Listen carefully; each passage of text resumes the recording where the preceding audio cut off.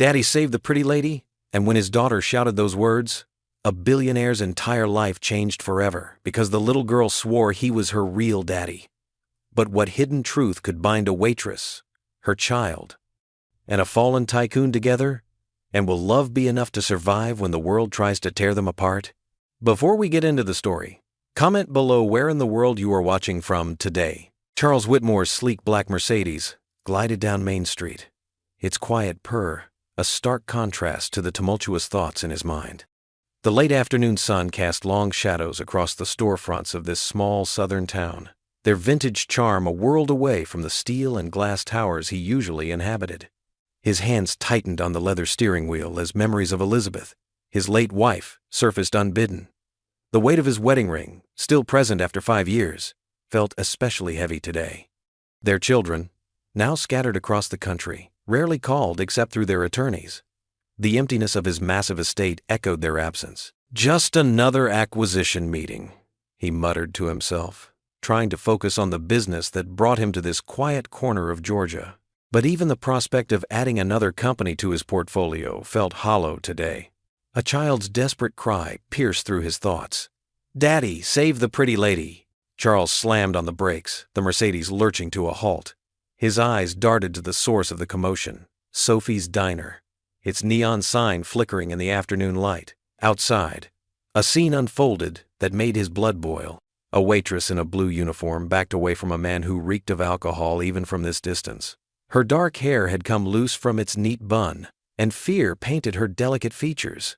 The drunk swayed dangerously close, pawing at her arm while she tried to maintain her composure. "Sir, please."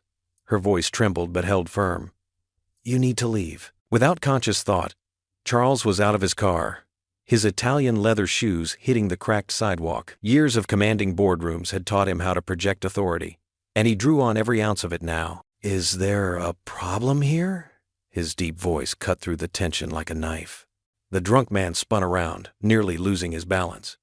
"Mind your own business, fancy pants," he slurred, but uncertainty crept into his belligerent stance as he took in Charles's commanding presence and expensive suit. Charles stepped between them, his 6-foot frame creating a solid barrier. "The lady asked you to leave." He kept his voice low but infused it with steel. "I suggest you do so before I call the authorities." A small hand tugged at his suit jacket. Charles looked down to find a little girl with bright eyes and untamed curls staring up at him. She couldn't have been more than 7, but her gaze held a wisdom beyond her years. "Thank you for saving my mommy," she said solemnly. The drunk man looked between Charles and the child, something in the scene finally penetrating his alcohol-addled brain. With a string of mumbled curses, he staggered away, occasionally glancing back as if to ensure he wasn't being followed. Charles turned to the waitress, noting her name tag, Mariah.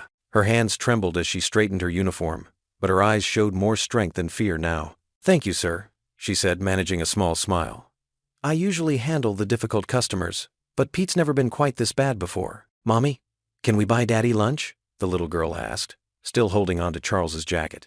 Mariah's face flushed red. "Lily, I'm so sorry, sir. She has quite an imagination." Charles felt an unexpected warmth in his chest at the child's words. "It's quite all right," he said, surprising himself with a genuine smile. "And lunch sounds wonderful, if you'll both join me?" Mariah hesitated, but Lily was already pulling them both toward the diner's entrance. "Please, Mommy? He saved you like a real daddy would." The interior of Sophie's Diner was a snapshot of small-town Americana. Checkerboard floors, vinyl booths, and the smell of coffee and pie in the air. A few regular customers watched with curious eyes as Charles guided Mariah and Lily to a corner booth. Lily slid in first, patting the seat beside her and looking expectantly at Charles. He found himself complying, while Mariah sat across from them, her hands fidgeting with a paper napkin. "I'm Charles Whitmore," he offered, trying to ease the tension. "Mariah Dawson," she replied softly. "And this little chatterbox is Lily." Lily studied Charles's face with an intensity that made him both uncomfortable and oddly touched. Her small fingers reached out to touch his tie pin, a simple gold bar that Elizabeth had given him on their first anniversary. "You have kind eyes," she declared, "just like in my dreams." Mariah started to apologize again, but Charles shook his head. There was something about this child that stirred long-dormant emotions in his heart. "Thank you, Lily," he said gently. That's very sweet of you to say. Another waitress approached their table, her name tag identifying her as Betty. Your usual Mariah? And for your guests? The pause was slight but noticeable. I'll have whatever Mrs. Dawson recommends, Charles said smoothly, noting how Mariah's shoulders relaxed slightly at his deference to her. The chicken fried steak is our specialty, Mariah offered. And Lily always has the grilled cheese with extra pickles. That sounds perfect, Charles agreed. As Betty walked away, Lily leaned closer to Charles, her voice dropping to what she clearly thought was a whisper, but could probably be heard 3 booths away. You're my daddy. The words hung in the air, heavy with possibility and something else Charles couldn't quite name. He laughed awkwardly, but the sound felt strange in his throat. Mariah's face had gone pale, her fingers gripping the edge of the table. Charles should have felt uncomfortable, should have made his excuses and left. Instead, he found himself strangely moved by the absolute certainty in Lily's voice. For a moment, he caught a glimpse of himself through her eyes, not as Charles Whitmore the billionaire, but as someone capable of being a protector, a father figure, a hero. The moment stretched between them like a bridge between 2 worlds, his of corporate towers and lonely mansions, theirs of small-town diners and simple dreams. And for the first time in years, Charles felt something shift in his carefully ordered universe. The bell above Sophie's Diner's door chimed as Charles held it open for Mariah and Lily. The familiar scent of coffee and fresh-baked pie filled the air, a stark contrast to the tension still lingering from the incident outside. A few curious regulars looked up from their plates, then quickly returned to their meals, pretending not to stare. Please, sit with us, Mariah said, gesturing to a worn vinyl booth by the window. Let me at least get you a coffee to thank you. Charles nodded, settling into the booth. His tall frame didn't quite fit in the small space, and his tailored suit looked out of place against the checkered pattern of the seats. Lily slid in across from him, her eyes never leaving his face. Coffee would be wonderful, he said, offering a gentle smile. As Mariah walked behind the counter to fetch the coffee, Lily leaned forward, her elbows on the table. I knew you'd come, she said matter-of-factly. I've been waiting for my daddy. Charles shifted uncomfortably in his seat. Sweetheart, I'm so sorry about that, Mariah interrupted, returning with a steaming cup of coffee. She set it down in front of Charles, her hand still trembling slightly. Lily has quite an imagination. She's been talking about finding her father lately. Mama, he is my daddy, Lily insisted, her voice firm but gentle.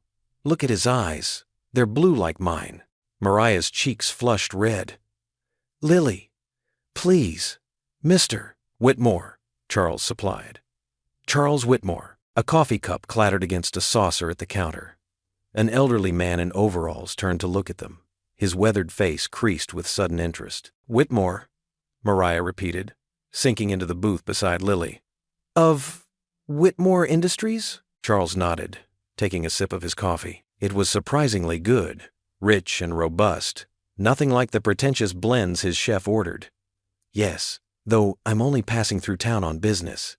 Lily, honey, Mariah said softly. Mr. Whitmore is just a kind man who helped us. Remember what we talked about? About not making up stories? But Lily shook her head stubbornly. I'm not making it up. Grandma Rose worked for him. She told me in my dreams. Mariah's face went pale. I'm so sorry, Mr. Whitmore. My mother. She passed away last year. Lily never really knew her, but she talks about her sometimes. The elderly man at the counter cleared his throat. Rose Dawson, he called out. She did work for the Whitmores back in the day. Used to clean at that big house of theirs, maybe 25-30 years ago. Charles felt something cold settle in his stomach. He remembered Rose, a quiet, efficient woman who had worked for his family during his early days running the company. She had left suddenly, without explanation. It's true, Mariah whispered, more to herself than anyone else. She looked at Charles with new eyes, uncertainty written across her features. I work doubles most days, Mariah said suddenly, as if needing to explain herself. The mornings shift here, then evenings at the grocery store. Our apartment's small, but it's home. I'm doing my best to give Lily everything she needs, but sometimes, she trailed off, blinking back tears. Mama works really hard. Lily said proudly, wrapping her arms around her mother. "But she gets tired a lot. That's why we need a daddy to help." Charles found himself touched by the child's innocent concern for her mother. He reached for his wallet, pulled out a business card, and slid it across the table. "If you ever need anything." "We don't need charity, Mr. Whitmore," Mariah said quickly, though her eyes lingered on the card. "You've already done more than enough today." "It's not charity," Charles replied. "Consider it insurance, in case that man returns." Mariah hesitated, then took the card, tucking it into her apron pocket. "Thank you for everything." Charles glanced at his watch. He was already late for his meeting. "I should go," he said, standing up and leaving enough money on the table to cover several meals. "Please, keep the change." "Wait." Lily scrambled out of the booth, darting around her mother's attempt to catch her. Before Charles could react, the little girl had wrapped her arms around his waist, pressing her face against his suit jacket. "Don't go, Daddy," she whispered, her voice muffled but clear enough to send a jolt through his heart.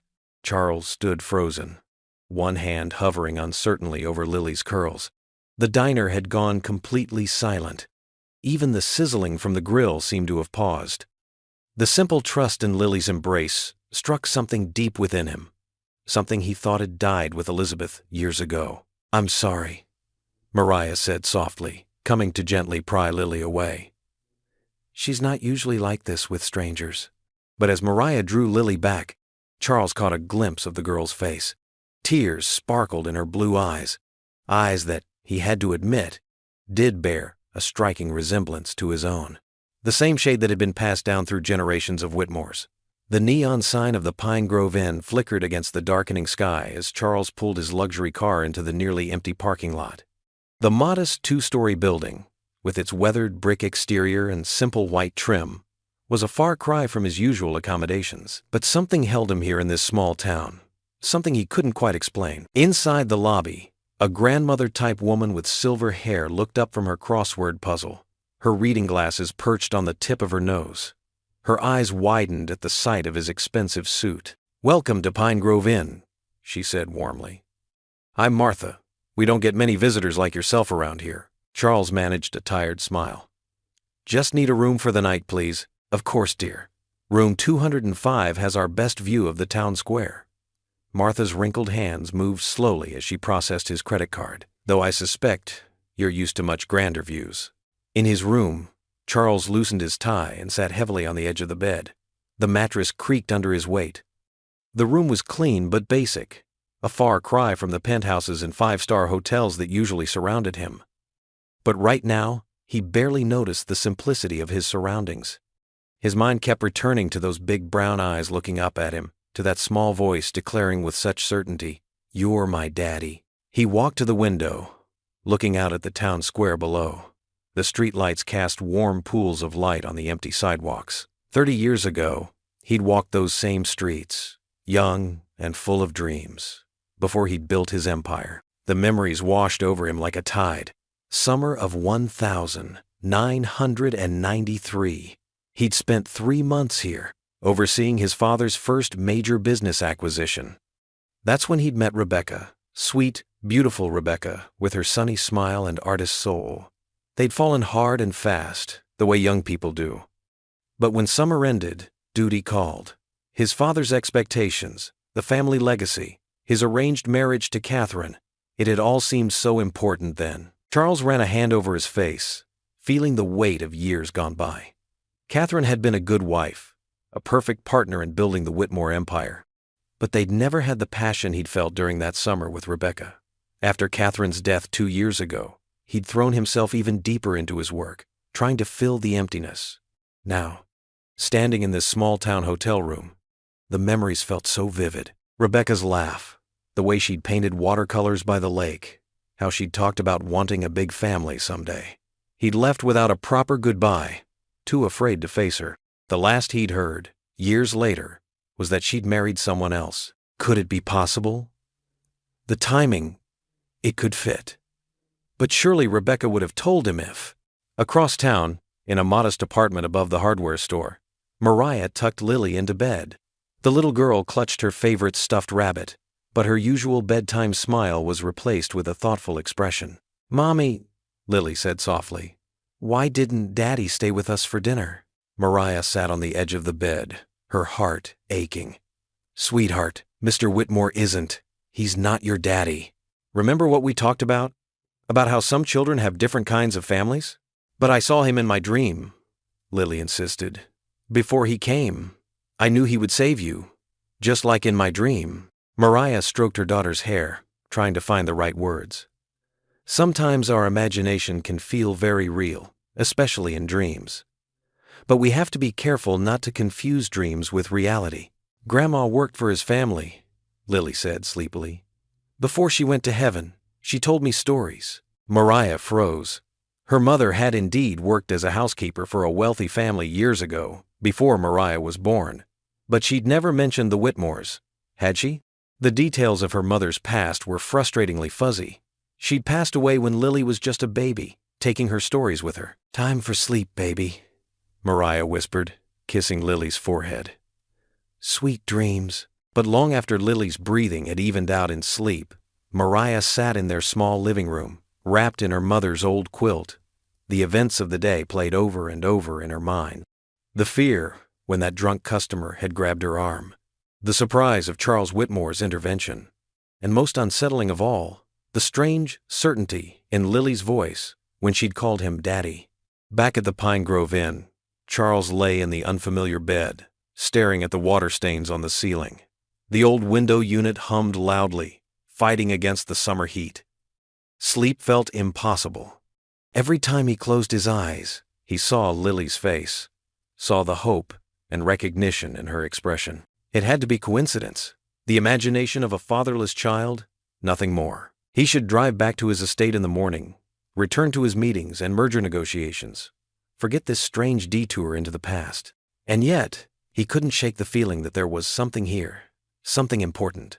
That little girl's eyes held such conviction, and there was something about her smile that reminded him of Rebecca, the same bright, unguarded joy.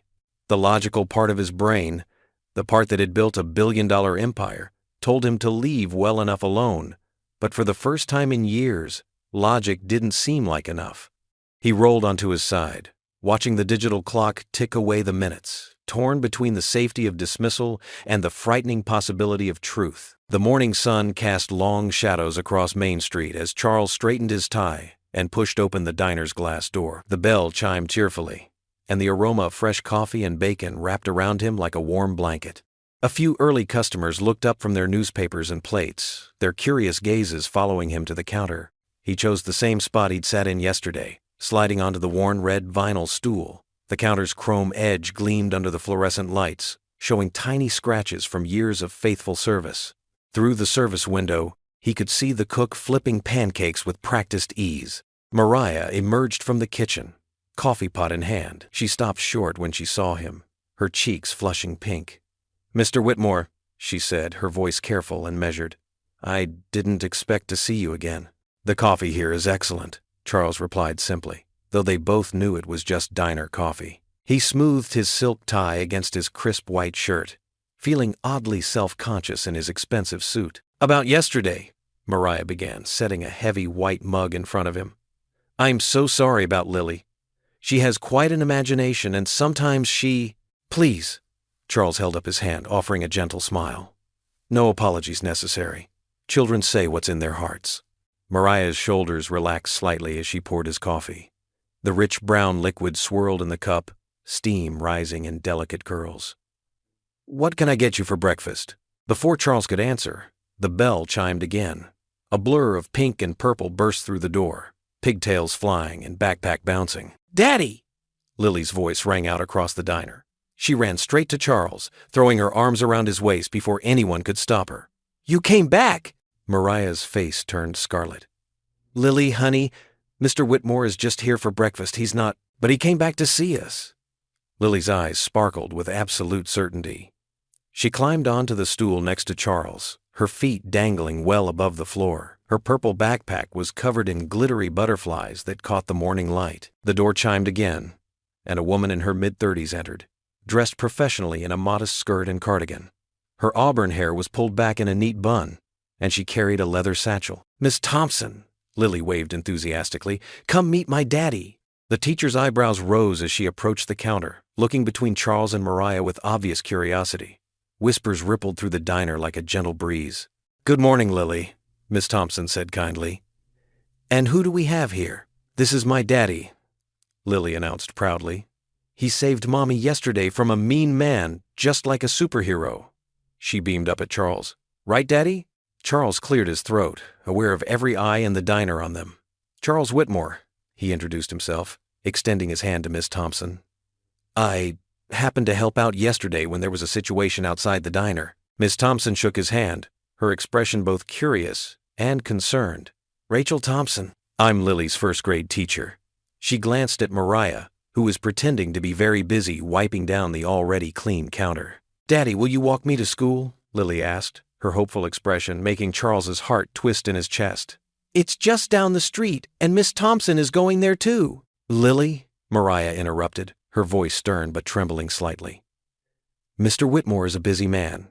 He probably has important meetings and—" "Actually," Charles found himself saying, surprising everyone, including himself, "I'd be honored to walk you to school, Lily. That is, if your mother doesn't object." Mariah's cloth stopped moving on the counter. She looked up, meeting Charles's eyes. He saw fear there, and uncertainty, but also something else. A flicker of gratitude, perhaps, or understanding.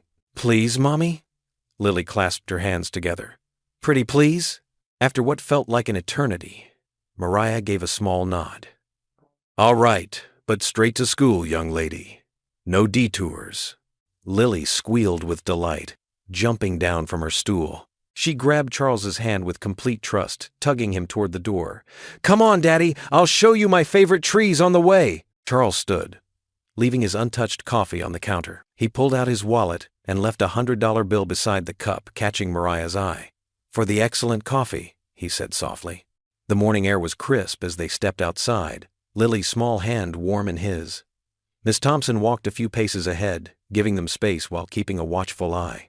Lily skipped beside him, pointing out every detail of their small-town journey. "That's where the ice cream truck stops in summer," she explained, indicating a corner. "And that's Mrs. Peterson's garden. She grows the prettiest flowers. And see that big oak tree? Sometimes squirrels hide their acorns there." Charles found himself smiling, really smiling, for the first time in what felt like years. Lily's innocent excitement was infectious, her view of the world untarnished by cynicism or doubt. The elementary school came into view too quickly, a red brick building with cheerful yellow trim and a playground visible behind it. Children were streaming in through the front doors, their parents waving goodbye from cars and sidewalk. "We're here," Lily announced, but she didn't let go of his hand.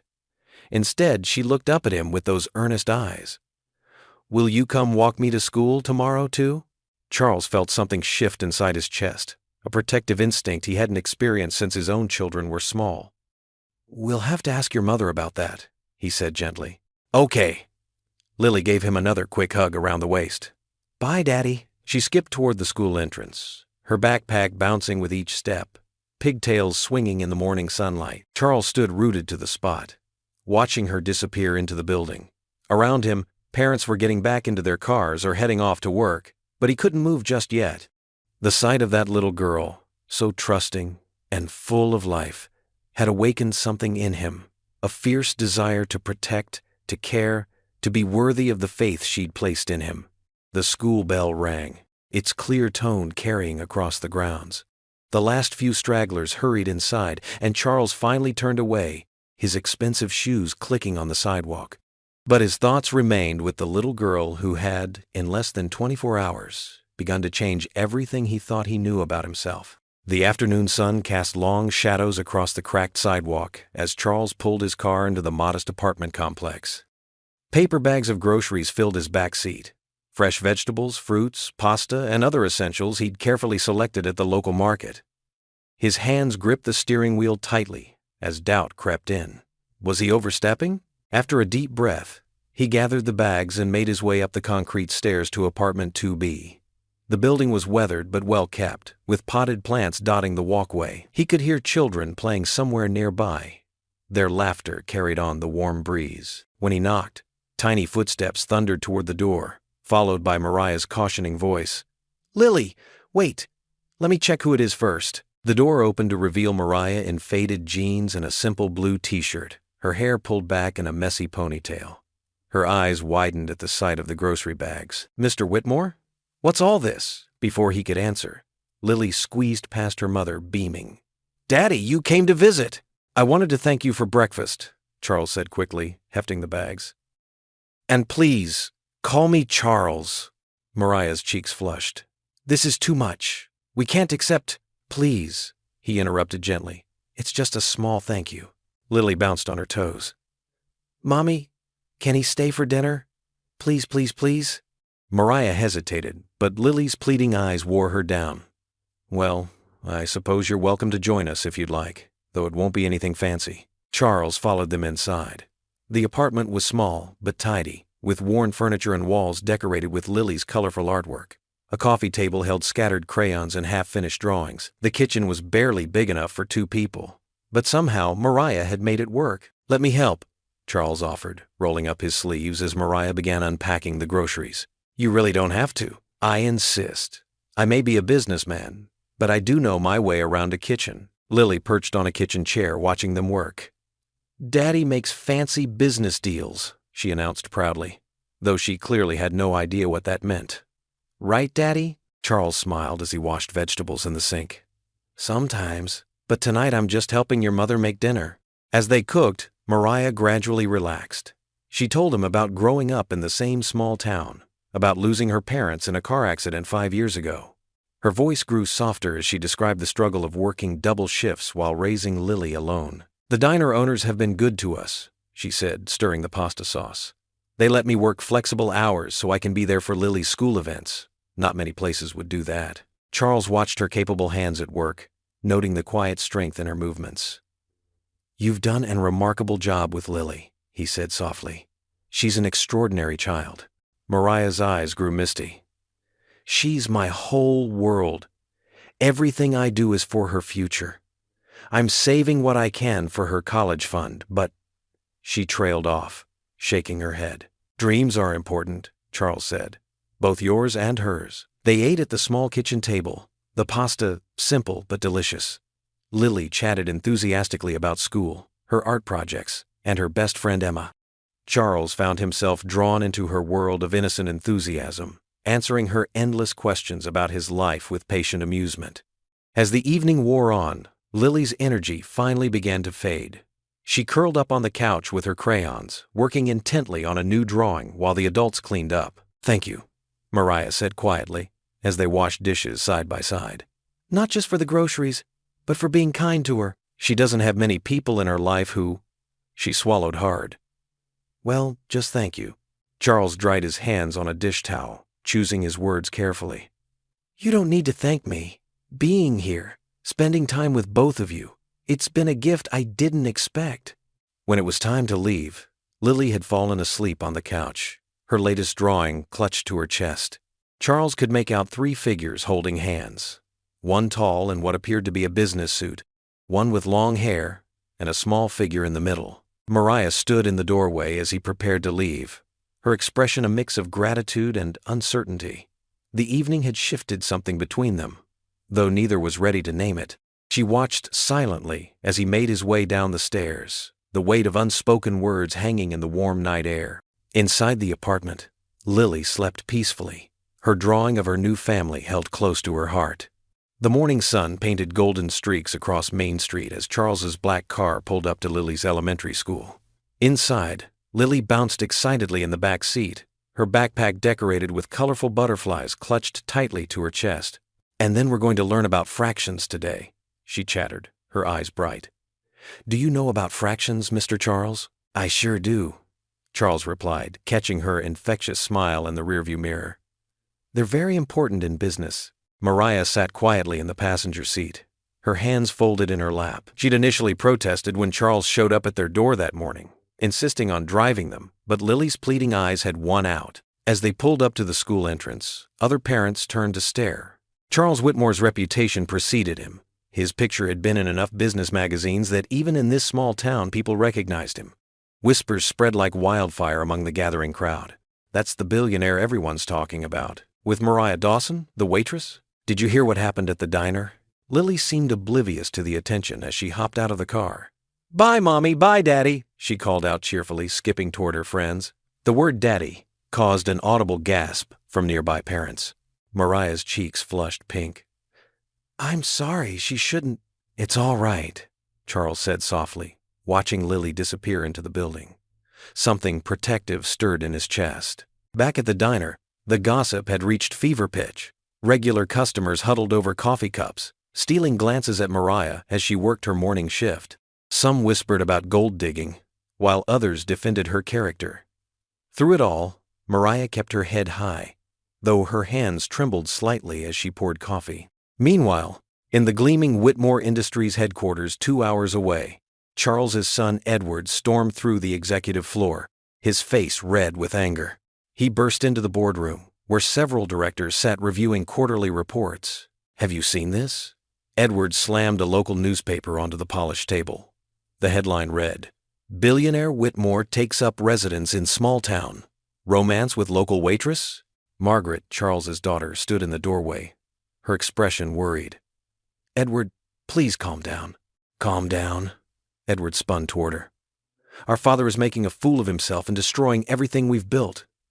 This woman probably planned it all. She and that child are after his money. The board members exchanged concerned glances.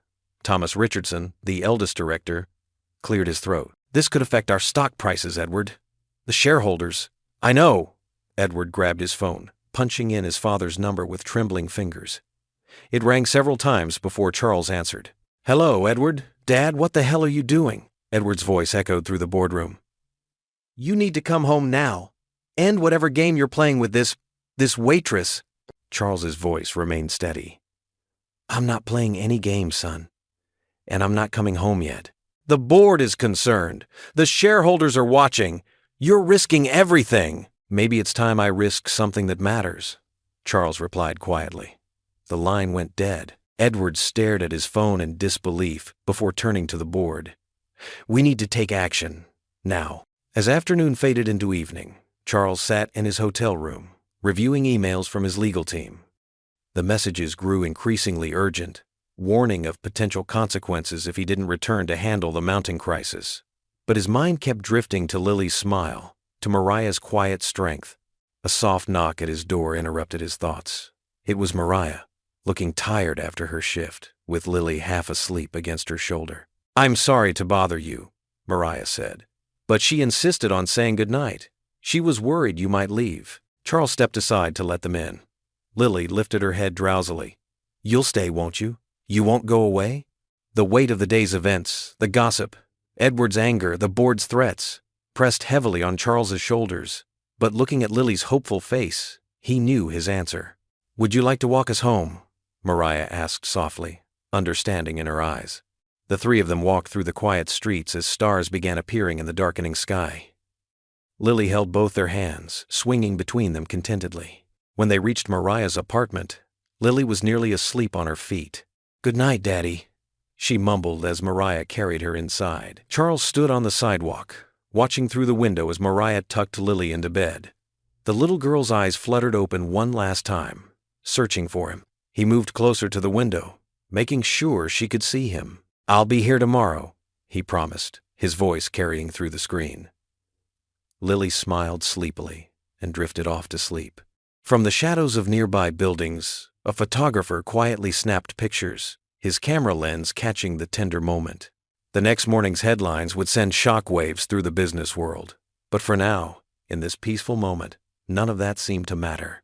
The sleek black limousine seemed out of place as it glided down Main Street, drawing stares from locals going about their morning routines.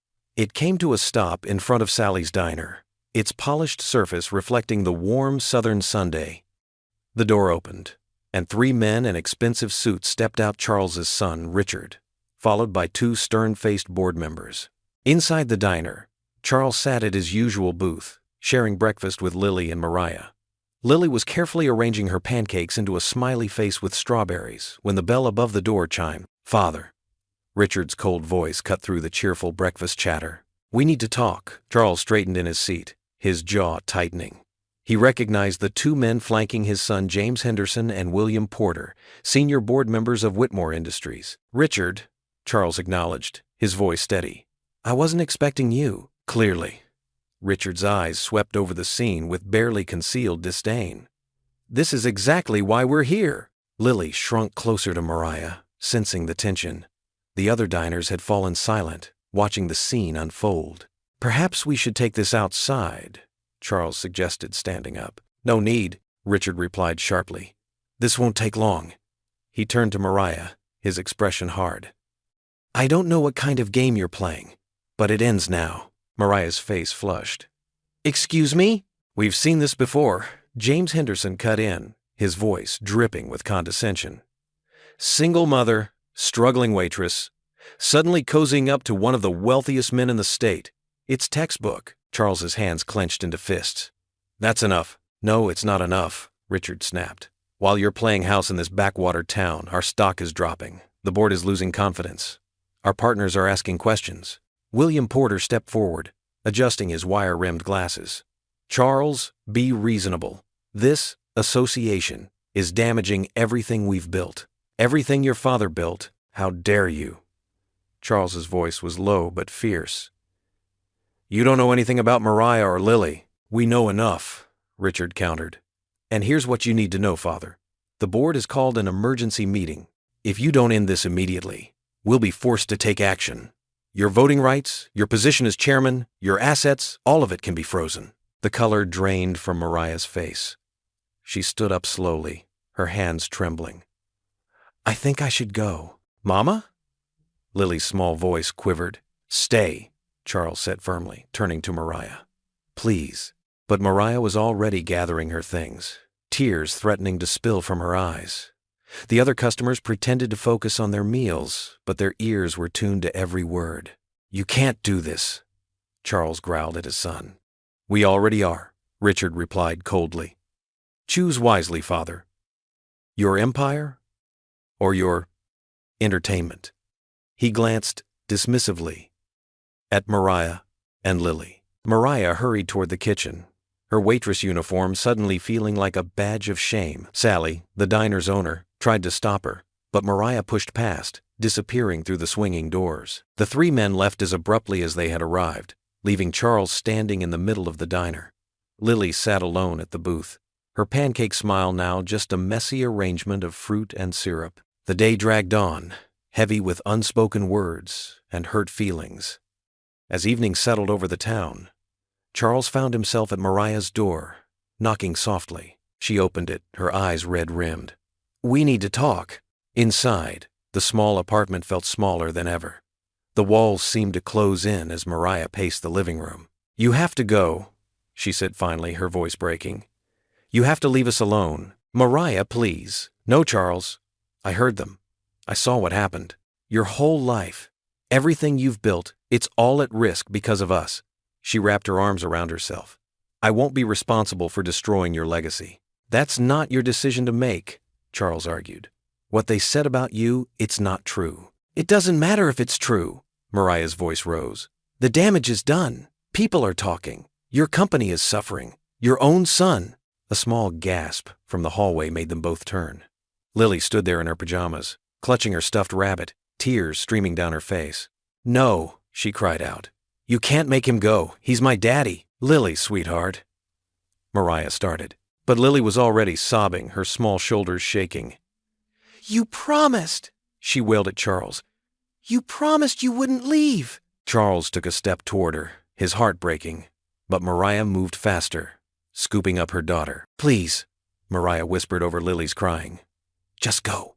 Charles stood there, frozen between the life he'd built and the family he'd found. Lily's sobs echoed in his ears, each one striking like a physical blow.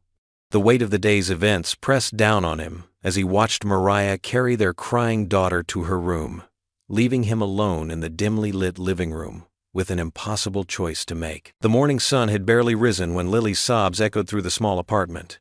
Her backpack lay forgotten by the door as she clung to Charles's leg, her small fingers gripping the fabric of his pants. "Please don't go," she begged, tears streaming down her face.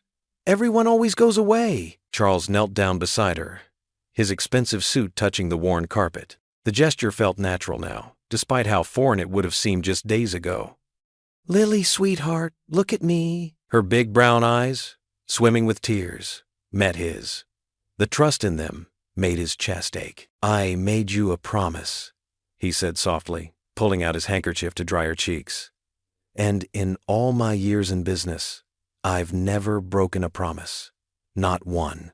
Mariah stood in the kitchen doorway, wringing her hands in her diner apron. "Lily, honey, Mr. Whitmore has important things to take care of. His family—" "We're his family, too," Lily insisted, her voice cracking. "He's my daddy now. He said he'd be here." Charles glanced at Mariah, seeing the worry etched on her tired face. Then he looked back at Lily and made a decision that felt more right than any business deal he'd ever closed. "Tell you what," he said, straightening Lily's slightly crooked collar. "How about I walk you to school today, and after that, I'll help your mother with some errands. I noticed that kitchen faucet of yours is dripping." Lily's face lit up through her tears.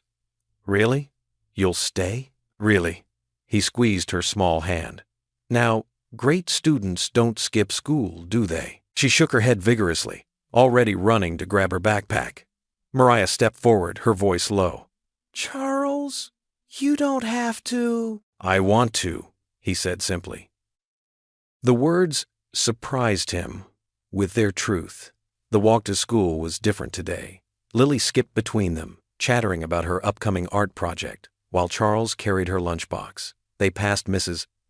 Henderson sweeping her storefront, who gave them a warm smile and a wave. But they also passed Mr. Tucker, the bank manager, whose disapproving frown was impossible to miss. After dropping Lily off, Charles insisted on driving Mariah to work in his car. "I'll pick up some tools," he said, "and fix that faucet while you're at the diner." "Charles," Mariah protested, "you're a billionaire. You don't fix faucets." He smiled, remembering his first apartment before his company took off. "I wasn't always rich, Mariah. Besides, some things money can't buy." The morning passed quickly. Charles found himself in the local hardware store, discussing pipe fittings with old Joe, the owner who didn't seem to care about his wealth or family name. He bought groceries at the corner market, helped Mrs. Wilson carry her bags to her car when he saw her struggling, and fixed not only the faucet but also the sticky window in Lily's room. Around lunchtime, he walked into the diner, tools still in hand.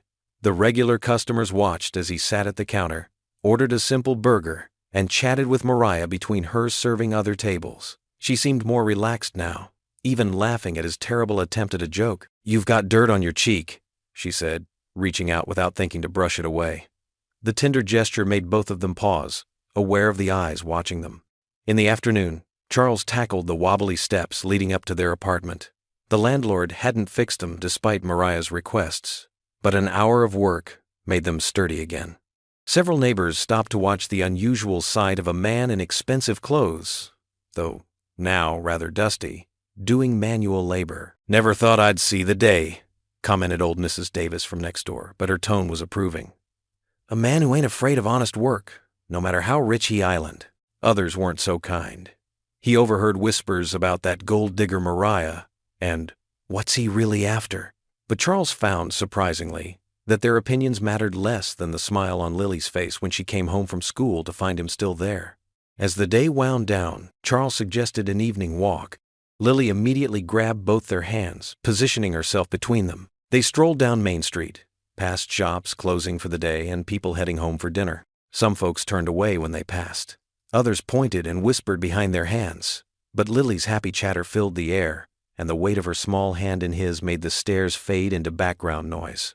"Look, Daddy," she exclaimed, pointing at a robin hopping along the sidewalk.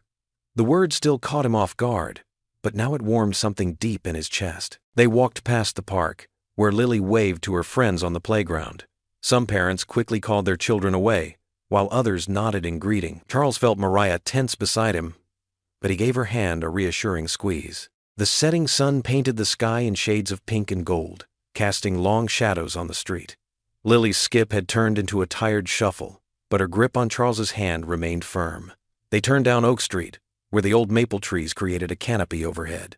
More disapproving looks came their way, from the Ladies' Garden Club having their evening meeting, from the young professionals heading to the trendy new cafe, from people who thought they knew what wealth should look like and how it should behave. But Charles walked on, his head high, Lily's hand warm in his. The simple act of walking down the street with this child who had claimed him as her father felt more meaningful than any board meeting he'd ever attended.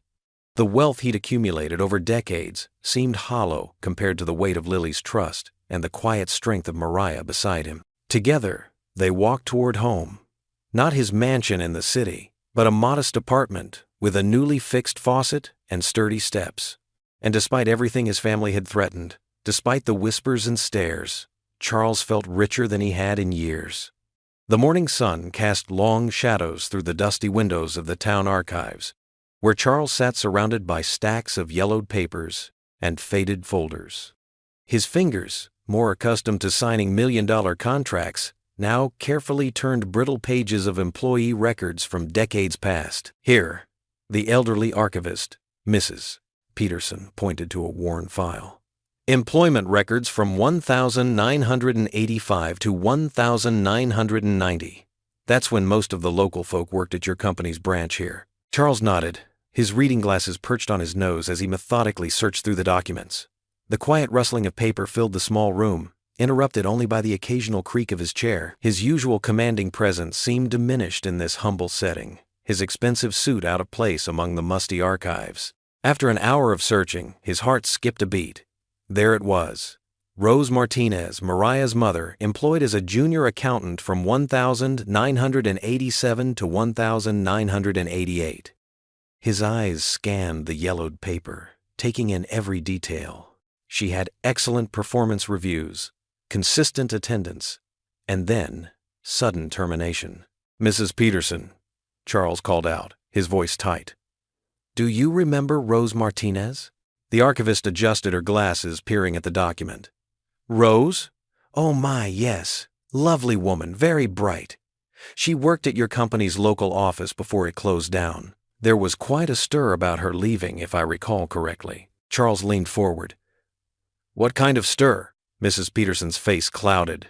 "Well, it wasn't right what happened. Rose had just announced she was expecting Mariah, as it turned out. Suddenly, there were complaints about her work, though everyone knew she was one of the best. Next thing we knew, she was gone." The elderly woman shook her head. "Times were different then, Mr. Whitmore. Women, especially expecting mothers, didn't have the protections they do now." Charles felt a heaviness in his chest as he continued reading. The termination notice cited poor performance and inability to meet company standards, but the dates aligned perfectly with what Mrs. Peterson described. He found more documents, a rejected appeal, a formal complaint that was dismissed, and finally, a settlement agreement with a strict confidentiality clause. His hands trembled slightly as he read the settlement terms. The amount seemed generous at the time, but now, looking at it through different eyes, he saw it for what it was: hush money to prevent a discrimination lawsuit. His company, his family's legacy, had effectively forced a pregnant woman out of her job and bought her silence. The local office closed shortly after. Mrs. Peterson continued, her voice soft with old memories. Rose struggled to find work in town. The stigma, you see. Some folks believed there must have been a good reason for her dismissal. She ended up waiting tables, just like Mariah does now. Charles closed the file, feeling the weight of past injustices. He thought of Mariah, working double shifts at the diner, and Lily, drawing pictures of the father she never had, the wealth he'd inherited, the empire he'd built. How much of it had come at the cost of families like theirs? He remembered the board members' threats, their concern about the Whitmore name being tarnished. But sitting here, surrounded by the evidence of past wrongs, he realized the name had already been tarnished, not by his association with Mariah and Lily, but by the very actions they were trying to defend. "Would you like me to make copies of these records, Mr. Whitmore?" Mrs. Peterson asked, breaking into his thoughts. "Yes, please," he replied, his voice firm. "All of them." As the ancient copy machine hummed and clicked, Charles stood by the window, looking out at the town square. The diner where Mariah worked was visible from here, its neon sign glowing in the late morning Sunday. He thought about how history had a way of repeating itself, another generation of the Martinez family struggling while the Whitmores prospered. But this time would be different. The board's ultimatum no longer seemed like a threat. It was an opportunity, An opportunity to right old wrongs, to show that wealth without conscience was no wealth at all. Mrs. Peterson returned with the copies, neatly organized in a manila folder. "I hope these help you find what you're looking for, Mr. Whitmore." Charles took the folder, holding it like something precious. "They already have, Mrs. Peterson. They already have." He walked out of the archives with his shoulders straight and his head high. The morning had started with him searching for answers about the past, but it had given him something more valuable: clarity about the future.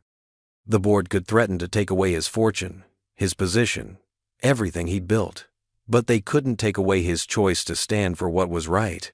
His car was parked outside, its sleek lines drawing curious glances from passers-by. But instead of getting in, Charles walked toward the diner. The folder tucked under his arm contained more than just old records. It held the truth about sacrifices made and injustices endured. It was time to ensure that history wouldn't repeat itself. The morning sun was now high in the sky, casting no shadows as Charles walked purposefully down the street. His resolve was as clear as the cloudless day above him. He would not let another generation of this family suffer for the Whitmore name's sake. Whatever the cost, he would stand firm. Charles stood in front of his bathroom mirror, adjusting his bow tie with practiced ease. The luxurious penthouse suite felt hollow and empty after the warmth of Mariah's modest apartment. His phone buzzed again, another message from the board reminding him about tonight's annual charity gala. He dialed Mariah's number, his heart racing slightly as her voice came through. "I told you, Charles, we can't come. Lily and I don't belong in that world. Please," he said softly. "You both mean more to me than any of those people in their fancy clothes. Let me show them what real grace looks like." There was a long pause. "The other mothers at school already whisper about us. I don't want Lily exposed to more of that. Lily asked me this morning if she could wear her princess dress," Charles said, smiling at the memory. "She's so excited about going to a real castle, as she calls it." He heard Mariah's gentle laugh. "She's been twirling in that dress all afternoon." "Then let her have this moment. Let me have this moment with both of you." Another pause, shorter this time. "Okay," Mariah whispered, "but I have nothing to wear." "Look outside your door." He heard her footsteps, then a small gasp. "Charles! You didn't!" "The blue one reminded me of your eyes," he said. "And wait until you see what's in the smaller box for Lily." An hour later, his driver pulled up to Mariah's apartment. Charles stepped out, his heart stopping at the sight of them.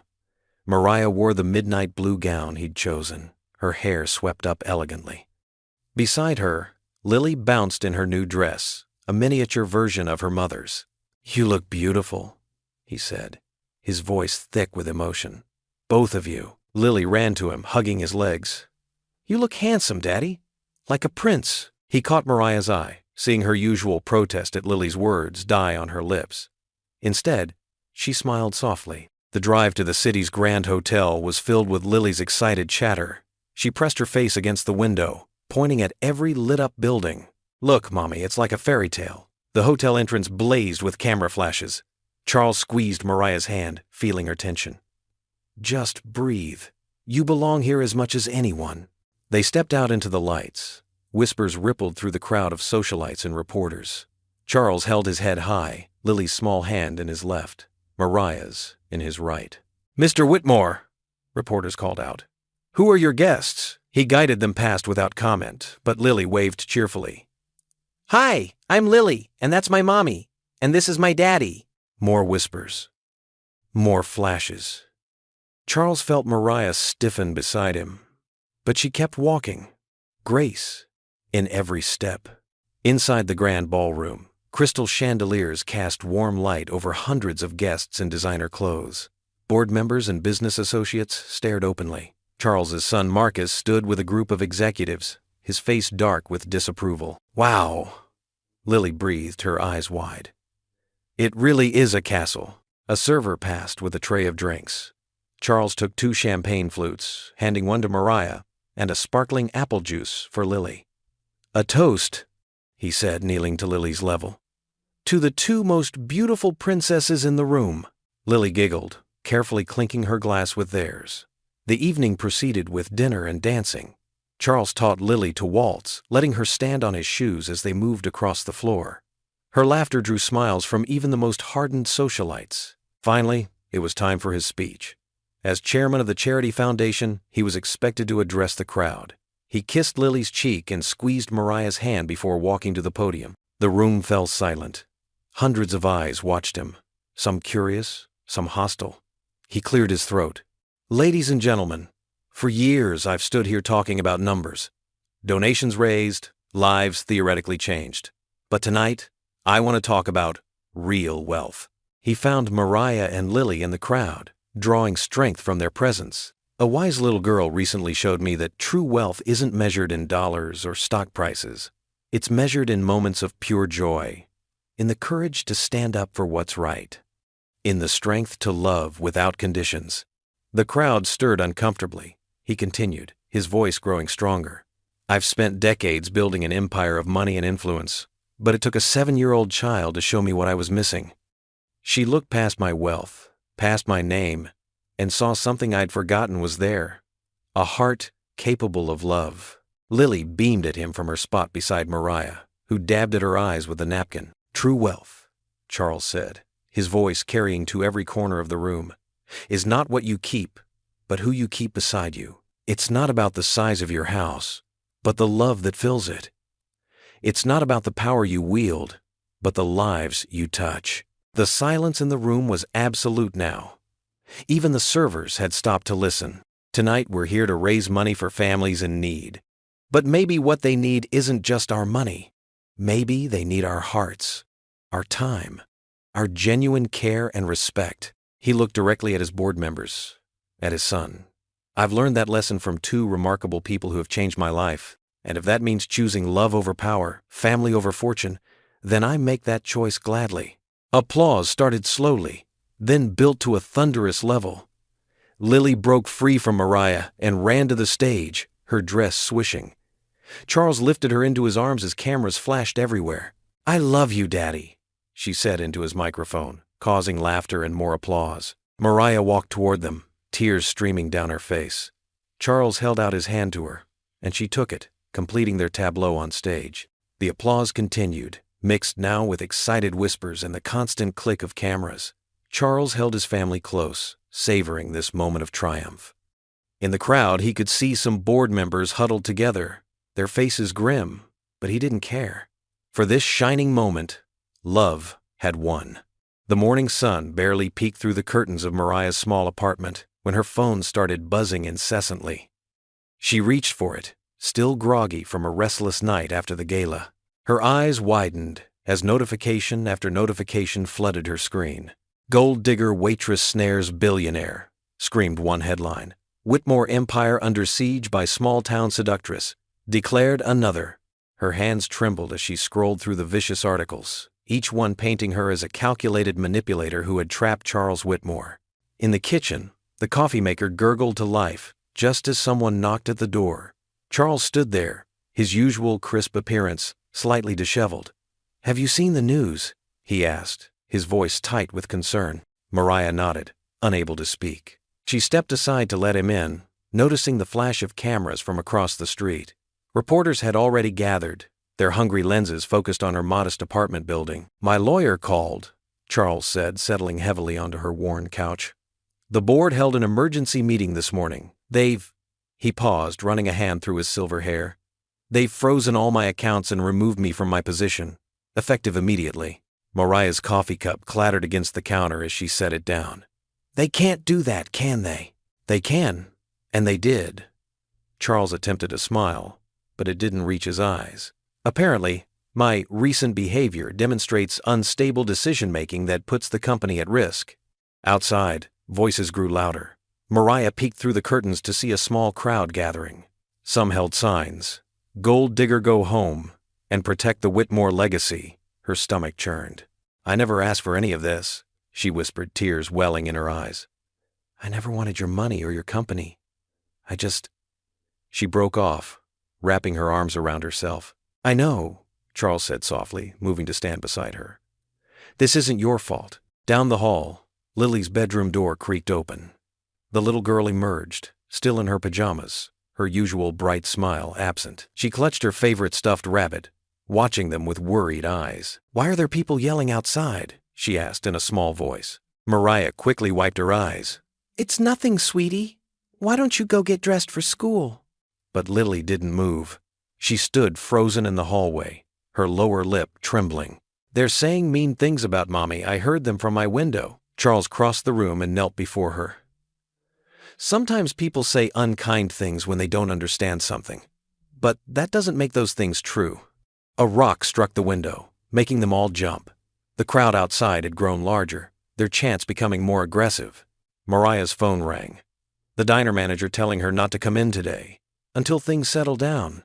She sank onto the couch, overwhelmed. Everything she'd worked so hard for, her reputation, her stable life for Lily, her dignity, was crumbling around her. "This is a nightmare," she whispered. Lily climbed into her lap, small arms wrapping around her neck. But instead of her usual chatter, the child remained silent, picking up on the heavy atmosphere that filled their home. Charles paced the small living room, making calls that went straight to voicemail. His private accounts were frozen, his credit cards declined, his access to company resources completely cut off. The mighty billionaire had been reduced to the cash in his wallet. By afternoon, the protesters had multiplied. Police arrived to maintain order, but their presence only seemed to validate the crowd's purpose. News vans lined the street, their satellite dishes reaching toward the sky like metal flowers searching for scandal. Mariah broke down as she watched a reporter interview her landlord. "I can't stay here," she sobbed. "They'll never leave us alone. Lily can't live like this." "We'll figure something out," Charles assured her, but his voice carried an edge of uncertainty she'd never heard before. Lily sat at her little desk, unusually quiet, pushing her crayons around without actually drawing. Her teacher had called. School wasn't safe right now, with reporters trying to get photos of the billionaire's new daughter. As evening approached, the crowd finally began to thin, but the damage was done. Mariah's phone was filled with messages from former friends distancing themselves. Social media overflowed with cruel memes and harsh judgments from strangers who had never met her. "I was nobody," she whispered, staring out at the darkening sky. "Just a waitress trying to raise her daughter. Now I'm the most hated woman in town." Charles stood behind her, placing his hands gently on her shoulders. "You were never nobody," he said firmly. "You're one of the strongest, most genuine people I've ever met." Lily appeared beside them, her small face serious. "Are we in trouble, Mommy?" Mariah pulled her daughter close, breathing in the familiar scent of her strawberry shampoo. "No, baby, we're just having a rough day." Charles wrapped his arms around both of them, creating a circle of warmth against the cold reality outside. "I'm not going anywhere," he promised, his voice thick with emotion. "Whatever happens, we'll face it together." But as they stood there, holding each other in the growing darkness, Mariah could feel the weight of despair pressing down on them. Her carefully built world had shattered in less than 24 hours. The cruel words, the frozen accounts, the public humiliation. It was all too much. Through the window, camera flashes still occasionally lit up the night like artificial lightning. Tomorrow would bring more headlines, more accusations, more judgment. And they were trapped here, surrounded by chaos they never asked for, all because a little girl had called out to a stranger, and a man had chosen love over empire. In the dark apartment, they clung to each other, 3 hearts beating against the storm. Charles held them tighter, as if his embrace could shield them from the world's cruelty. But even his strength couldn't hide the uncertainty that lay ahead, the questions without answers, the path they couldn't see. The late afternoon sun cast long shadows across Mariah's small living room as she folded another shirt into the worn suitcase on her bed. Her hands moved mechanically, shoulders tense with the weight of her decision. Through the thin walls, she could hear Lily in the next room, quietly talking to her stuffed animals, a habit she developed since the reporters started camping outside their apartment building. Charles sat at the kitchen table, his usually commanding presence diminished by the events of the past few days. His tie was loose, and dark circles shadowed his eyes. "Mariah, please," he said, his voice hoarse. "Running away isn't the answer." "Running away?" Mariah turned sharply, clutching a blouse to her chest. "I'm protecting my daughter. Did you see what happened at school yesterday?" The memory of Lily coming home in tears, after some kids had taunted her about the newspaper stories, made her voice crack. "They called her horrible names, Charles, horrible names that no 7-year-old should even know. We can fix this, Charles insisted, standing up. I can hire private tutors, arrange for more money, more special treatment. Mariah dropped the blouse into the suitcase. That's exactly what everyone thinks this is about. The waitress and her daughter, trying to climb the social ladder. Charles crossed the room in 3 quick strides. You know that's not true. I don't care what they think. But I do. Mariah's voice rose, and she quickly lowered it, glancing at Lily's door. I do care. Because every whisper, every pointed finger, every nasty comment, they're all hurting my little girl. Our presence in your life has cost you everything. And now, you and Lily are worth more than everything I've lost. Charles interrupted, reaching for her hand. Mariah pulled away, wrapping her arms around herself. Are we? Because right now, all I see is pain. Your company, your reputation, your family, all gone because of us. And now Lily can't even go to school without being bullied. Through the window, they could see a few persistent photographers still lingering across the street. One of them raised his camera, and Mariah instinctively stepped back into the shadows. My aunt in Georgia has a spare room, she said quietly. She says we can stay as long as we need. Lily can start fresh at a new school where nobody knows about any of this. And what about us? Charles's voice cracked. What about everything we've built? Built? Mariah laughed bitterly. Charles, we've been torn down. Every day there's a new story, a new accusation. They're digging into my past, publishing things about my parents, about every mistake I've ever made. From the other room, they heard Lily singing softly to herself, oblivious to the tension mounting in the apartment. I can handle the media, Charles insisted. Give me time to… Time? Mariah's eyes flashed. While my daughter suffers? While she loses her childhood to this circus? No, I won't do that to her. Charles ran his hands through his silver hair, frustration evident in every movement. So, you're just giving up? After everything I've sacrificed? Sacrificed? Mariah's voice rose again. I never asked you to sacrifice anything. I never asked for any of this. But Lily needs me, Charles shouted, then immediately regretted his outburst. The singing from the other room stopped. No, Mariah said, her voice ice cold. What Lily needs is peace. What she needs is a normal life, away from all this chaos, away from reporters and whispers and judgment. Charles's face darkened. You can't take her away from me. She's my daughter. Mariah cut him off. My responsibility. And I have to do what's best for her. They stood in tense silence, the weight of unsaid words hanging between them. Outside, a car horn honked, and a dog barked in the distance. I thought you were different, Charles finally said, his voice tight with anger. I thought you understood that some things are worth fighting for. I am fighting, Mariah replied softly. I'm fighting for my daughter's happiness, her future, her chance at a normal life. Charles turned abruptly, grabbing his coat from the chair. You're running away. That's not fighting. That's surrendering. Charles, please. But he was already striding toward the door. He yanked it open, pausing only briefly in the doorway. I gave up everything for you both, he said without turning around. Everything. Then he slammed the door behind him. The sound echoed through the apartment, followed by Lily's small voice calling out, Mommy? Mariah closed her eyes, fighting back tears. It's okay, baby. Everything's okay. Outside, Charles stormed down the street, barely noticing the few photographers who scrambled to follow him. His polished shoes clicked against the pavement as he walked without direction, his mind a storm of emotions he couldn't control. The night air grew cooler, and stars began to appear in the darkening sky. He found himself in the town square, where the old church stood silent and imposing. For the first time in his life, Charles Whitmore, the man who had controlled billion-dollar deals with unwavering confidence, felt completely helpless. He climbed the church steps slowly, his shoulders heavy with defeat.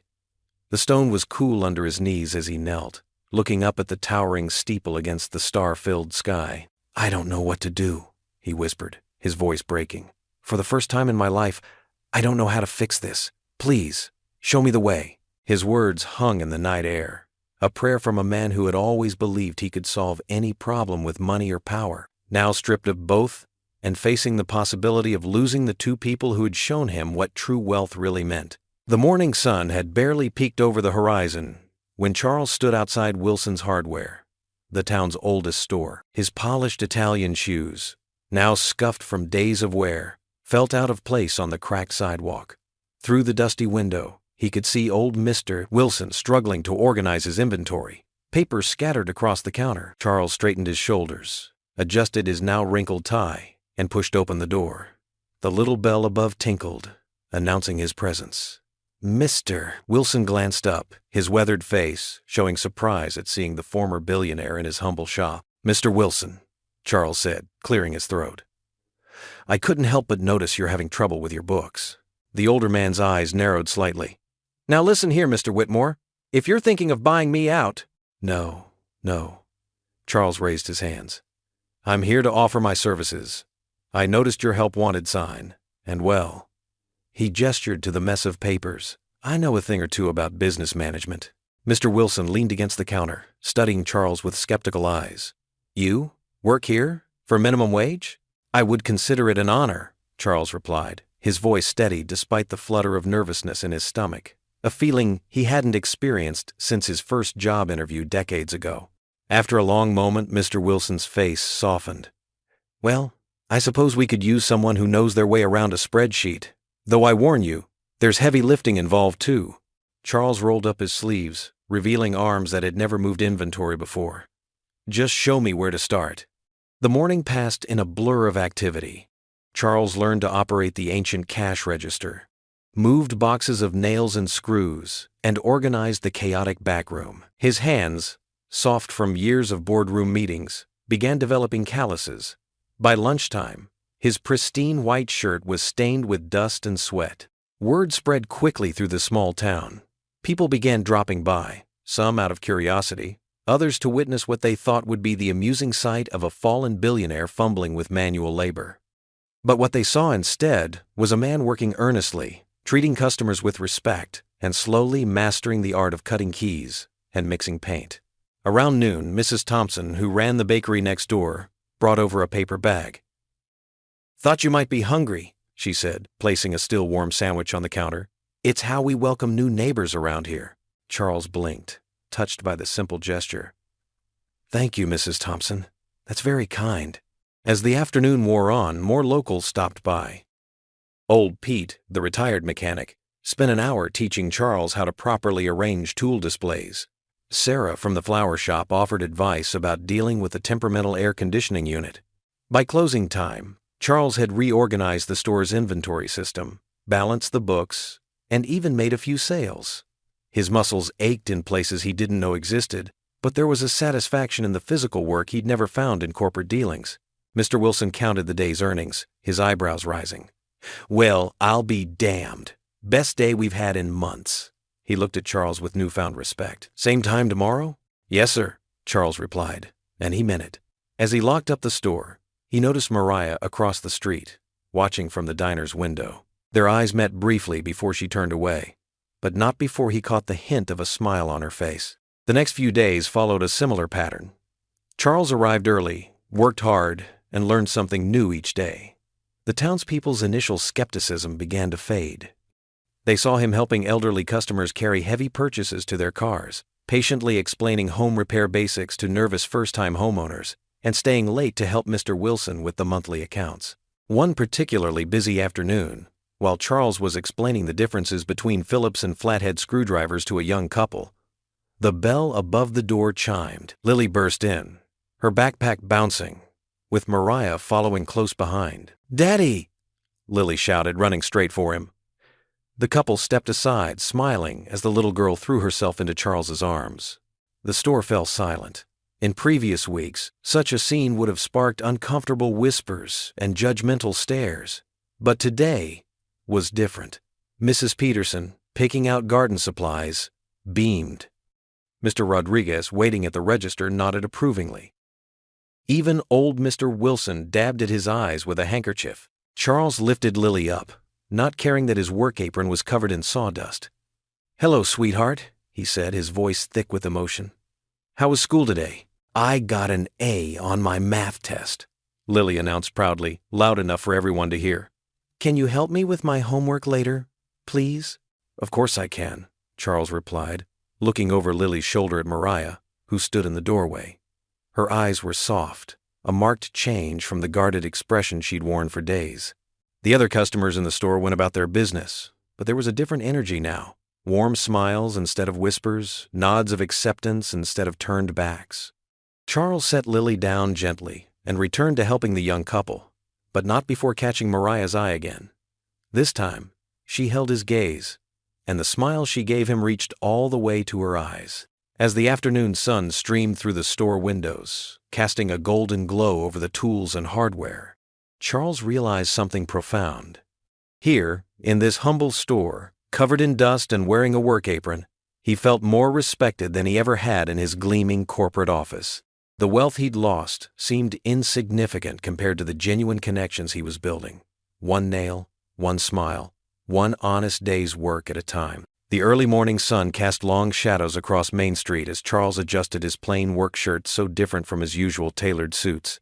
His hands, once soft from board meetings and luxury, now bore calluses from stocking shelves and helping customers load lumber into their trucks at Henderson's Hardware. "Morning, Mr. Whitmore," called Mrs. Peterson as she walked past. Her smile was genuine, unlike the wary glances he'd received just weeks ago. "Those gardening tips you gave me yesterday worked wonders on my tomatoes." "Glad to hear it, Martha," Charles replied, warming at the simple interaction. He'd never known the satisfaction of helping someone choose the right tool for a job or offering practical advice earned through research and dedication. Inside the store, old Joe Henderson was already arranging the register. "Charlie, those inventory suggestions you made last week. Profits are up 15%. The elderly owner's eyes crinkled. "Never thought I'd say this, but having a former CEO working here might be the best thing that happened to this shop." Charles chuckled, grabbing a broom. "Just glad to be useful, Joe." Throughout the morning, Charles noticed more changes in how people treated him. Customers who'd once whispered behind his back now asked his opinion on paint colors and power tools. He'd learned every aisle, every product, taking pride in his growing knowledge of practical matters he'd never bothered with before. During his lunch break, he sat on the bench outside, eating a simple sandwich Mariah had packed for him. The memory of her shy smile that morning as she handed him the brown paper bag made his heart flutter. Sarah Chin from the local newspaper approached, notepad in hand. "Mr. Whitmore, got a minute?" He tensed, remembering the harsh headlines from weeks ago, but Sarah's expression was kind. "The community's talking about how you've changed," she said, sitting beside him. "From corporate titan to hardware store clerk, most people would be bitter. But you're out here every day, working hard, helping others. It's making an impression." Charles considered her words carefully. "I've learned more about real value in these past weeks than in all my years running Whitmore Industries." Later that afternoon, a group of women from Mariah's church stopped by the diner where she worked. Charles watched through the hardware store window as they hugged her, leaving casseroles and words of encouragement. His heart swelled seeing her wipe away tears with a smile. During a quiet moment between customers, Charles sketched out plans in a notebook. His business acumen hadn't disappeared with his fortune, it had just found a new purpose. Page after page filled with ideas for a foundation, one that would provide support, job training, and childcare for single mothers struggling to make ends meet. "What you're working on?" Joe peered over his shoulder. Charles shared his vision, watching Joe's expression grow thoughtful. "You know," Joe said, "I've got some connections on the town council. And that empty building on Cedar Street could make a good starting point for something like that." Word spread quickly in their small town. By closing time, 3 local business owners had stopped by, expressing interest in supporting the foundation. The mayor's wife brought coffee and sat with Charles for an hour, offering to help coordinate with social services. That evening, Charles helped close up the store, his muscles aching but his spirit lighter than it had been in years. Walking to Mariah's apartment, he saw lights on in her window and heard Lily's laughter floating down. Inside, the small apartment was warm with the smell of cooking. Lily bounded over, wrapping her arms around his waist. "Daddy, I got an A on my science project!" And Jenny's mom drove me home from school and said you helped her pick the perfect color for their kitchen. "That's wonderful, sweetheart," Charles said, hugging her close. These simple moments of joy meant more than any business deal he'd ever closed. Mariah stood at the stove, stirring a pot of spaghetti. She'd tied her hair back with a ribbon, and flour dusted her cheek from baking bread. Charles thought she'd never looked more beautiful. "The ladies from church brought enough food to feed an army," she said softly. "Mrs. Rodriguez insisted on teaching me her secret meatball recipe." Her voice caught. "I've lived here for years, but I've never felt so accepted." They sat down to dinner, Lily chattering about her day. Charles shared his foundation ideas, watching Mariah's expression carefully. Her eyes grew bright with unshed tears. "You really want to help other mothers like me?" she asked. "I do," Charles replied. "What happened to your family? It happens to too many people. Maybe we can't fix everything, but we can make a difference, right here in this town." Lily beamed. "See, Mommy? I told you he was special." As they finished their meal, Charles noticed Mariah looking at him with an expression he hadn't seen before. Gone was the wariness, the careful distance she'd maintained even as they grew closer. In its place was something warmer, something that made his heart skip a beat. Mariah cleared her throat softly. "Charles, would you like some coffee? I just baked an apple pie." The hope in her voice matched the spark in her eyes, and Charles felt his world shift just a little bit more toward perfect. The evening air held a gentle warmth as Charles and Mariah walked home from Lily's school play. Street lamps cast pools of soft light on the sidewalk, and crickets chirped their evening symphony. Lily had skipped ahead with her friend Jenny's family, who offered to drop her home while Charles and Mariah took the longer route through the park. "She was amazing tonight," Charles said, his voice filled with pride. "The way she delivered those lines, she wasn't even nervous." Mariah smiled, clutching the small bouquet of daisies Charles had brought for Lily's performance. "She's always been brave. Braver than me, sometimes." They passed the gazebo where elderly couples often gathered for evening dances. Tonight, it stood empty, strings of fairy lights twinkling above it like stars. Charles slowed his pace, and Mariah matched it, neither seeming eager to end their walk. "You know," Charles said softly, "watching her up there tonight, seeing her bow and wave to everyone, I couldn't help but think how much my life has changed, how empty it was before." Mariah's breath caught slightly. She looked down at the flowers in her hands, fingers nervously playing with the paper wrapper. "Charles, please," he said, touching her arm gently. They stopped walking, and he guided her to a nearby bench. "I need to say this." The lamplight caught the silver in his hair, and Mariah noticed how different he looked from the imposing businessman who had first walked into her diner. His eyes were softer now, his smile easier. "When I first came to this town," Charles began, "I thought I had everything figured out. My life was measured in profit margins and board meetings, but I was wrong about what matters." He took her hand, and she didn't pull away. "These past weeks, working at Henderson's, having dinner with you and Lily, helping with homework, it's shown me what real wealth island." "We've caused you so much trouble," Mariah whispered, her voice trembling. "Your family, your company, they took what I thought I couldn't live without," Charles interrupted gently. "And in losing it all, I found what I can't live without." He squeezed her hand. "You and Lily." A tear slipped down Mariah's cheek. "I'm scared, Charles. I've spent so long being strong for Lily, building walls to protect us both. And then you came along, and she called you Daddy that very first day, like she knew something I didn't." Charles chuckled softly. "She did know. Children often see what we adults miss. But what if—" Mariah's voice caught. "What if something happens? What if your family tries again to separate us? What if we stop letting fear decide our future?" Charles turned to face her fully. "Mariah, I love you. Both of you. Not because Lily declared me her father that day, though I thank God she did. I love you because you showed me what real strength looks like, what real family means." Mariah's eyes glistened in the lamplight. "When did you know that I loved you?" Charles smiled. "Maybe it was watching you comfort Mrs. Jenkins when she couldn't pay her bill at the diner, or seeing you help Lily with her math homework even after working a double shift. Or perhaps it was simply waking up one morning and realizing I couldn't imagine a day without seeing both of you." They sat in silence for a moment, the cricket song wrapping around them like a gentle blanket. Finally, Mariah spoke, her voice barely above a whisper. "I love you too. I think I have for a while now." "But," Charles prompted gently, hearing the hesitation in her voice. "But I'm scared of losing you," she admitted. "Of Lily losing you. She's already so attached, and if something went wrong—" "Nothing will go wrong," Charles said firmly. "I'm not going anywhere. I don't care about the money or the company. This right here, with you and Lily, this is where I belong." They walked the remaining distance to Mariah's apartment, their hands linked, steps synchronized. The porch light cast a warm glow as they climbed the stairs, and through the window, they could see Lily's silhouette watching eagerly. Charles turned to Mariah, reaching up to brush a strand of hair from her face. "I'm not asking for any promises tonight. Just trust. Trust that what we have is stronger than anything trying to break it apart." Mariah looked into his eyes, seeing the truth there, the steadfast devotion that had proven itself time and again over the past weeks. She stepped closer, her hand resting on his chest. "I trust you," she whispered. Under the gentle porch light, Charles leaned down and kissed her softly, tenderly, a kiss that spoke of promises and tomorrows.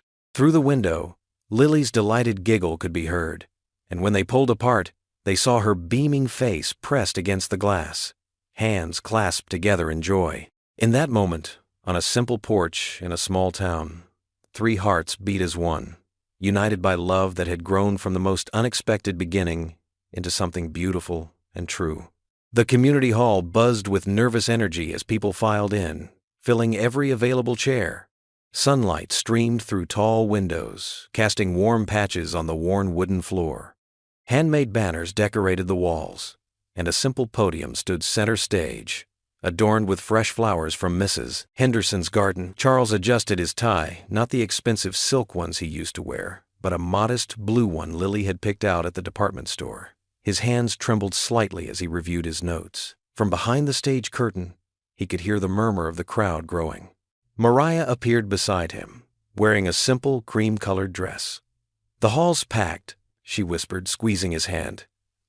"I've never seen so many people here, not even for the Christmas pageant." "Are you nervous?" Charles asked, noticing how she kept smoothing her dress. "Terrified," she admitted with a small laugh. "Public speaking isn't exactly part of the waitressing job description." "You'll be amazing," he assured her, then looked around. "Where's Lily?" "Front row with Jenny's mom. She's practically bouncing in her seat." Mayor Thompson stepped onto the stage, tapping the microphone.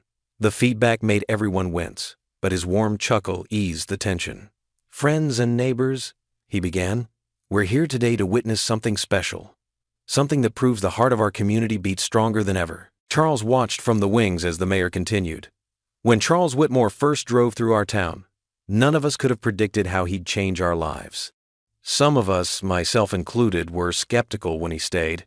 We've all heard stories about big city folks coming to small towns, but Charles proved different." The mayor's eyes crinkled with genuine warmth.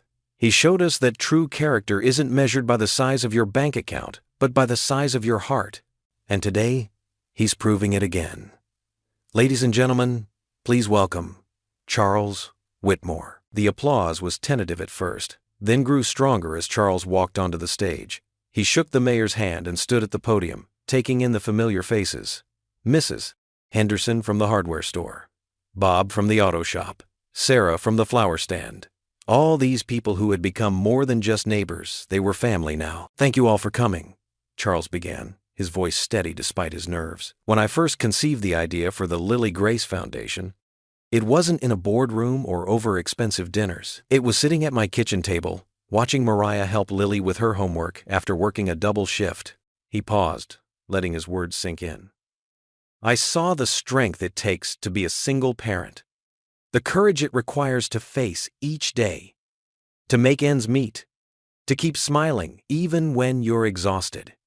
And I realized that my true calling wasn't in running a corporation, it was in helping others find their strength." From the front row, Lily beamed up at him, her small hands clasped together. "The Lily Grace Foundation," Charles continued, "will provide support for single mothers in our community. Educational grants, childcare assistance, emergency funds, whatever it takes to help these incredible women give their children the future they deserve." He gestured to the side of the stage. "But don't take my word for it. Please welcome some of the mothers who have already been helped by our pilot program." One by one, women stepped forward to share their stories. Sarah spoke about finally being able to take night classes while knowing her children were safe in quality childcare. Maria tearfully described how the foundation had helped her afford her son's medical treatments. Each story touched hearts, drawing quiet sniffles from the audience. Then it was Mariah's turn. She walked to the podium, her hands steady now. Charles stepped back, watching with pride as she faced the crowd. "Most of you know me as the waitress at Joe's Diner," she began, her voice clear and strong. "You've seen me serve your coffee, take your orders, count my tips at the end of long shifts. What you might not have seen were the nights I lay awake, wondering how I'd make rent. The times I had to choose between buying Lily new shoes or paying the electric bill." She took a deep breath. "But you know what kept me going? The kindness of this community. Mrs. Henderson letting Lily do homework in the hardware store when I worked late. Bob fixing my car and letting me pay in installments. And then Charles came along, not as a billionaire with deep pockets, but as a man with a deep heart." Tears glimmered in her eyes, but her voice remained steady. "This foundation isn't just about money. It's about hope. It's about showing every single mother out there that she's not alone, that her dreams matter, that her children's futures matter." The hall had grown so quiet you could hear the old heating system creaking. Every eye was fixed on Mariah as she concluded. "And most importantly, it's about community. Because that's what saves us all in the end, not bank accounts or status, but people, caring for people." As Mariah stepped back, the applause was deafening. Charles returned to the podium, but before he could speak, a small figure darted onto the stage. Lily, in her Sunday best dress, tugged at his sleeve. "Can I say something, Daddy?" She whispered loudly enough for the microphone to catch it. Chuckles rippled through the audience. Charles lifted her up so she could reach the microphone. Her voice rang out, clear and pure as a bell. "Daddy saved the pretty lady and he saved us all." The simplicity of her words, the pure truth of them, brought the entire hall to their feet. The applause thundered, echoing off the walls. Mariah joined them at the podium, and Charles wrapped one arm around her while holding Lily with the other. Mrs. Henderson was openly crying. Bob was wiping his eyes with his handkerchief. The mayor beamed from the side of the stage. In that moment, the community hall felt less like a public building and more like a family gathering, filled with hope and possibility. Charles looked at Mariah and Lily, his heart so full it felt like it might burst. This was his legacy, not the towers of steel and glass in the city, but this moment, these people, this love that had transformed them all. The morning sun cast long shadows across the community hall's parking lot as news vans lined up one after another. Local reporters mingled with journalists from major networks, all drawn to the story that had captured hearts across the country. The headline, "From Billionaire to Small-Town Hero," flashed across television screens nationwide. Inside his modest apartment above the hardware store, Charles sipped his morning coffee plain black in a chipped mug, not the expensive specialty blend he once favored. He watched the coverage on his small TV with quiet amazement. The same media that had once condemned him now praised his transformation. "Look, Daddy!" Lily bounced on the worn couch beside him, pointing at the screen.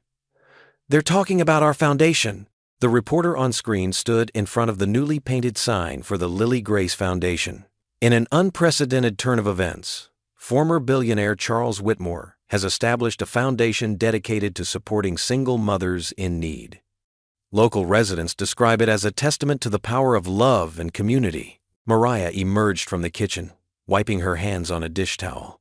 Her eyes grew misty as she watched. "I still can't believe this is real sometimes." The phone rang the third time that morning.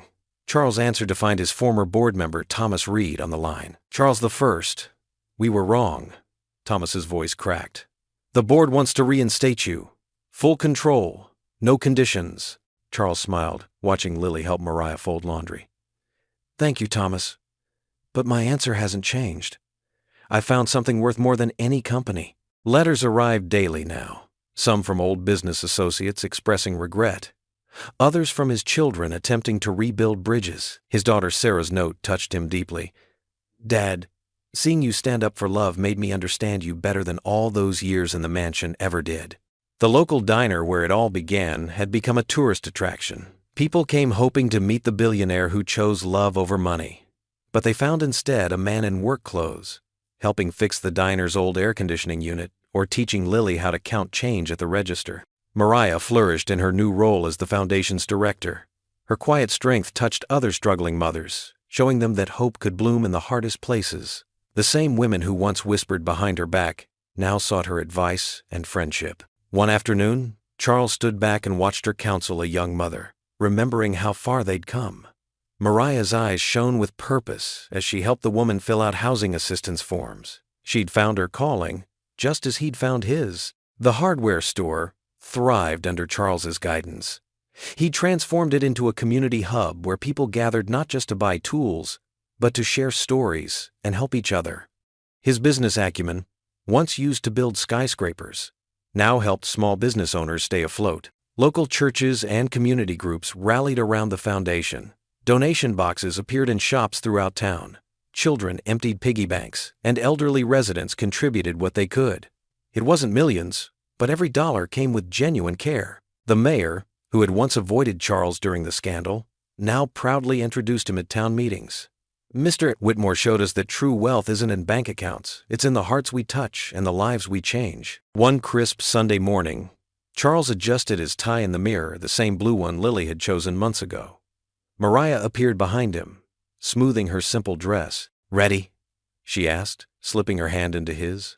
Lily bounded down the hallway in her favorite yellow dress, her patent leather shoes clicking on the wooden floor. "Come on, we'll be late for church." They walked the 3 blocks to the white steepled church, greeting neighbors along the way. Inside, sunlight streamed through stained glass windows, casting rainbow patterns across the wooden pews. They took their usual seats in the middle row, Lily between them. Charles felt Mariah's hand squeeze his as the congregation rose to sing. Lily's clear voice joined the hymn, her small fingers intertwined with both of theirs. In that moment, surrounded by the warmth of their love and the acceptance of their community, Charles knew with absolute certainty that he'd made the right choice. The morning light bathed them in its gentle glow as they sat together. No longer the billionaire, the waitress, and the little girl, but simply a family bound not by blood or wealth, but by something far more precious: love, faith, and the courage to choose what truly matters.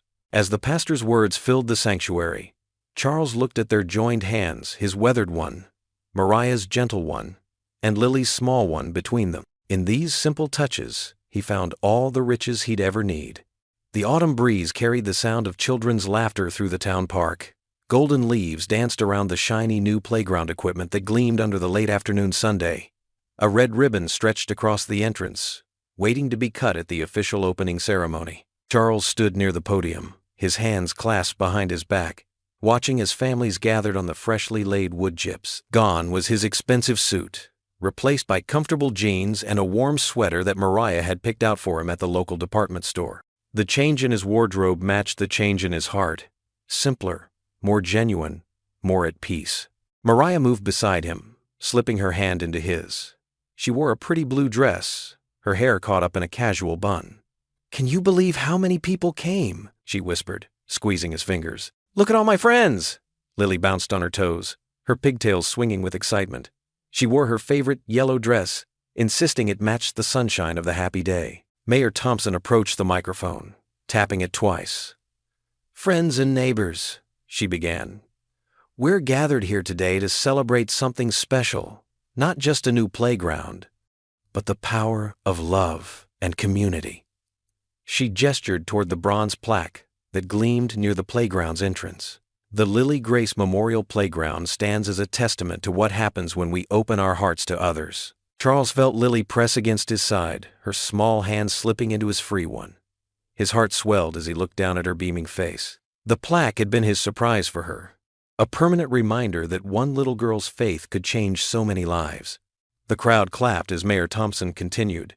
"Mr. Whitmore could have chosen any city for his foundation's work, but he chose our town, and in doing so, he and his family have become cherished members of our community." Family. The word echoed in Charles' mind as he looked at the faces before him. These weren't just townspeople anymore. They were neighbors who brought casseroles when Mariah caught the flu, friends who helped him learn to fix his own car when his wealth was gone, children who played with Lily without caring about gossip or status. "And now," the mayor announced, "I'd like to invite Lily to come cut the ribbon." Lily's eyes widened. "Me?" she gasped, looking up at Charles. He nodded, reaching into his pocket for the special scissors they decorated with ribbons just for this moment. Go on, sweetheart. This is your playground. Mariah wiped a tear from her cheek as their daughter practically skipped to the ribbon. The crowd counted down. 3, 2, 1. The scissors sliced through the red ribbon, and children surged forward, their excited shouts filling the air. Lily led the charge to the swings, her yellow dress fluttering like a butterfly among the crowd of kids. Charles and Mariah found a bench nearby, watching as their daughter took turns pushing her friends on the swings. Parents chatted around them, some stopping to thank Charles for the foundation's work in the community. Remember when everyone used to whisper behind our backs? Mariah mused, leaning her head on his shoulder. Charles chuckled, wrapping an arm around her. Now they just wave and bring us pie. Mrs. Henderson brought another one yesterday, Mariah said with a laugh. I think she's trying to fatten you up. The afternoon wore on, the sun painting the sky in brilliant oranges and pinks. As dusk approached, the park's new lights clicked on, casting a warm glow over the playground. Families spread blankets on the grass, preparing for the promised fireworks display. Lily ran back to them, her cheeks flushed with excitement. Daddy, come push me on the swing. Please? Charles stood, letting her pull him toward the swings. He positioned her carefully, then began to push, each swing taking her higher toward the darkening sky. Higher, Daddy, she called out, giggling. Other parents smiled warmly at them, no trace of the judgment that had once filled their eyes. Charles caught sight of old Mr. Jenkins, who'd given him his first job at the hardware store, nodding approvingly. The first boom of fireworks drew everyone's attention upward. Charles helped Lily off the swing, and they hurried back to where Mariah waited on their blanket. Lily settled between them as brilliant colors exploded overhead, reflecting in her wide eyes. Red and gold sparkles rained down, followed by blue and green starbursts. Each explosion drew oohs and ahs from the crowd. Charles felt Lily snuggle closer as the show continued, her small body warm against his side. During a particularly spectacular burst of silver sparkles, Lily turned her face up to his. Her eyes shone with more than just reflected fireworks as she wrapped her arms around his neck in a tight hug.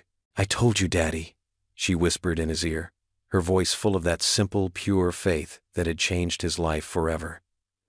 You never left our side. Charles felt tears well up in his eyes as he held her close, one arm reaching out to draw Mariah into their embrace. The fireworks continued overhead, but the real magic was right here on their blanket, in the love of the family he'd never known he needed, until a little girl's voice called out to him on a street corner months ago. Through his tears, he saw the truth. He hadn't just found a home, he'd found his heart's true destination. The fireworks painted the sky with light, but the brightest glow came from within, where a lonely billionaire's soul had finally found its richest treasure in the love of a little girl who simply refused to let him go. What would you do if you were in their place? Comment your answer below and let's see how you'd rewrite the ending. If you enjoyed the story of Charles Whitmore, I handpicked the next story that you will enjoy. Please don't miss this one. Click here to watch it.